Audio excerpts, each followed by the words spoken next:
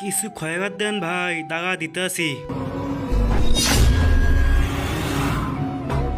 হ্যাঁ এই যে ধর। আরে সাহেব, এই 5 টাকা কয়েন কেন দিলেন? এটা দিয়ে তো একটা সামুচাও হবে না। তো তুই সামুচা কেন খাবি? অন্য কিছু খা। 5 টাকা পকোড়া হয়, পকোড়া খা। আর কি করবো সাহেব, গরিব মানুষ, না হয় একটা পকোড়াই খেয়ে নেবো।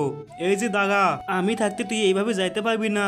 আরে আমি মনে হয় ফেসে গেছি, মনে হয় আমার মোবাইল চুরি করতে দেখে ফেলেছে। আমি তো ওকে নজরই করিনি, এর সাথে একটা ডিল করতে হবে।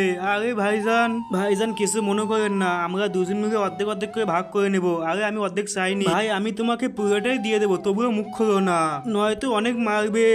আমি তো পুরোটাও চাই না ভাই, আমি অনেক গরিব মানুষ, আর তুই গরিব বলে আমি অনেক কিছু চিন্তা ভাবনা করে ফেলেছি। বন্ধুরা আমি জানি এটা ইসলামিক ভিডিও দেখে তোমরা সবাই দেখবা, কিন্তু কেউ লাইক কমেন্ট সাবস্ক্রাইব করবে না। আমি এটাই চাই, যারা প্রকৃতভাবে আল্লাহকে ভালোবাসেন তারা ভিডিওটি লাইক দিয়ে চ্যানেলটি সাবস্ক্রাইব করে দিবেন। তোকে এইভাবে যেতে দেবো না, সামোসা খাওয়ার জন্য 10 টাকা দিয়ে তারপর যেতে দেবো। সামোসার কথা বলতে আছিস তুই, টাকলা অনেক ভালো, থ্যাংক ইউ রে। আবে দাঁড়া এই ভিখারি। আরে এখন আবার কি হলো? ও আবার আমাকে সন্দেহ করছে নাকি?